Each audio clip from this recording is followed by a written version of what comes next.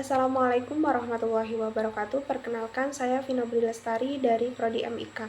Di sini saya akan menyampaikan tentang pentingnya pendidikan anti korupsi dan macam-macam korupsi itu sendiri.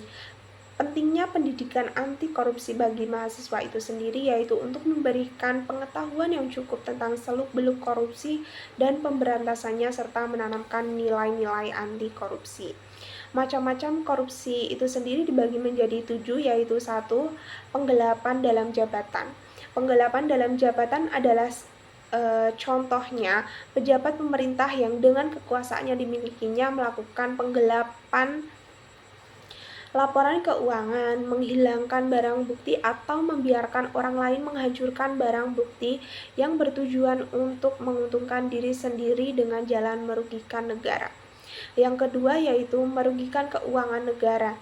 Korupsi ini merupakan unsur dari delik korupsi dan perbuatan melawan hukum yang mengakibatkan kekurangan aset negara.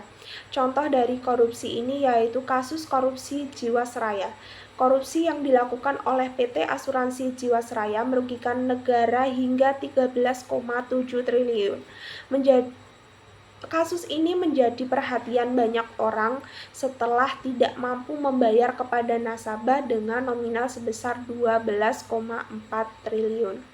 Yang ketiga yaitu korupsi suap menyuap.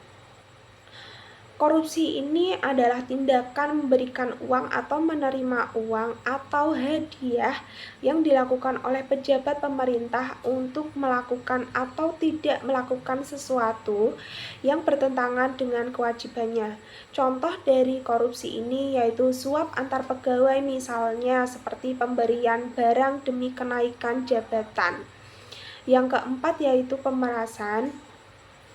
Korupsi ini sendiri dapat diartikan sebagai tindakan mengambil sebanyak-banyaknya uang atau barang dari korban dengan ancaman. Contoh dari tindakan ini yaitu mengancam jika tidak memberikan uang dengan jumlah segini dia akan misal keluarganya akan diancam dan lain sebagainya.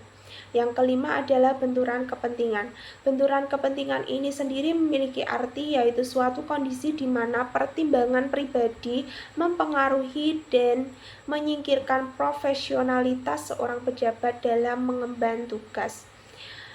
Contoh kasus korupsi ini yaitu pemerintah daerah yang melakukan penggadaan barang dan jasa dalam bentuk bansos berkolusi dengan penjual. Yang keenam yaitu gratifikasi. Korupsi gratifikasi adalah pemberian dalam arti yang sangat luas, yakni meliputi pemberian uang, pemberian diskon, komisi, pinjaman tanpa bunga, tiket perjalanan, fasilitas penginapan, perjalanan wisata, pengobatan cuma-cuma, dan fasilitas lainnya. Dan yang terakhir yaitu perbuatan curang.